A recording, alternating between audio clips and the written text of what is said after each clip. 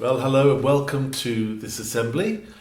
Today we're going to look at Valentine's Day. Now, I know some of you look forward to that a lot, and some of you perhaps think, what a drag. I've got an old book here, and I want to share this with you and show you some of the cards that I got when I was a child. In the USA, as I was growing up in Texas when I was very little, the whole class would share cards with each other.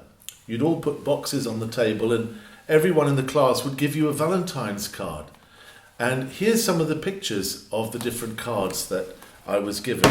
What I love about it is the bright reds and the bright colours. And it says, hurry, hurry, step right up, I'm available. Or sweet Valentine. Just sweet little messages of affection. To me, it means a lot to look back at these lovely pictures and the lovely colours of those cards from when I was a child. Now, in this country, we don't do that. And don't worry, you don't have to give a Valentine's card to everybody. But Christians believe that we should love everybody.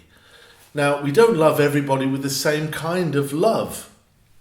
A husband and wife love each other with a different kind of love than just friends would love each other. And we know that there are lots of different kinds of love. The trouble is that in the English language, we use the word love for just about everything. We say, well, I love the colour red. I love Fridays and weekends. I love God. I love my father. And I love cake. And we use the word love for all kinds of different things, whereas in other languages, they're far more careful about the use of the word love. And I was looking into this a little bit. And for example,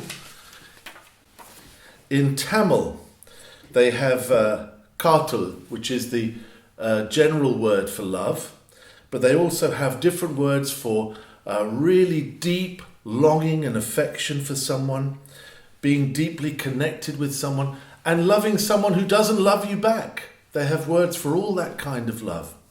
And of course, in Turkish, there are some wonderful expressions of love between two people who are deeply, deeply in love. And it's so nice to read that. Their word for love, of course, is aşk.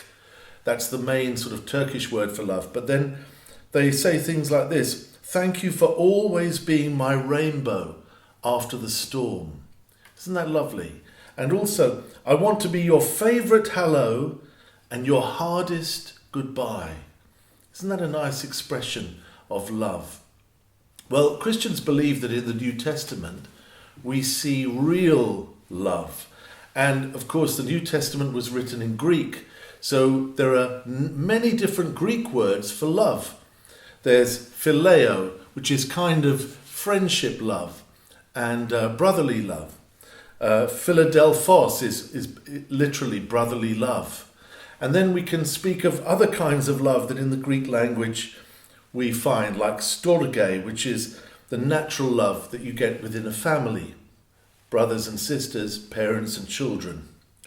But agape, as we say in English, or as the Greeks would say it, agape, means to really want the best for someone. And that's the kind of love that we should have for everybody. And in the New Testament, we are told to love other people with agape love, agape love, which means that we want the best for every human being. And we have to love even our enemies, even people who hate us and who will say to us, I don't love you, in fact, I hate you. We have to go on loving them. We can't say, well, if you hate me, I hate you. We have to love them. Agape love. And Jesus quoted the book of Deuteronomy in the Old Testament. And it says this: Hear, O Israel, the Lord our God, the Lord is one. You shall love the Lord your God with all your heart, with all your soul, and with all your strength. And also in the law, and Jesus quotes this in Leviticus 19:18, it says, you will love your neighbour as you love yourself. So if you're concerned about yourself, you make sure that you eat. You've got to be concerned for people who can't get enough food. You want to share with them. And I want to show you a heart shape, because I do like this kind of craft. So let's just have a look at a piece of paper here. And all we do is we take a piece of paper. I've got a piece of red paper here. And we fold it in half. And then we draw this shape, which is half of a heart shape, and then cut it out. And that way you get a nicely symmetrical heart shape, just like this one. And Jesus taught us in Deuteronomy chapter 6, verse 5, you shall love the Lord your God with all your heart, with all your soul, and with all your strength. So all of your heart, loving God, and also loving other people, because they're all made in the image of God. So part of your love for God is shown in loving other people. It's not always easy. It's hard to show that kind of love.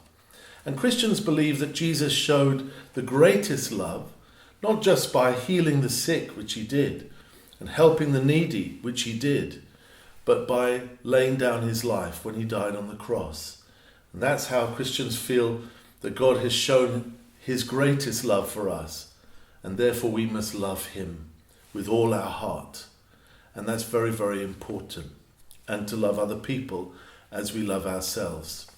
Now the sad thing is, and perhaps this is the tragedy about human love, is that it changes. Sometimes people love each other a lot at the beginning, and then gradually they say, you know what, I don't really love you anymore.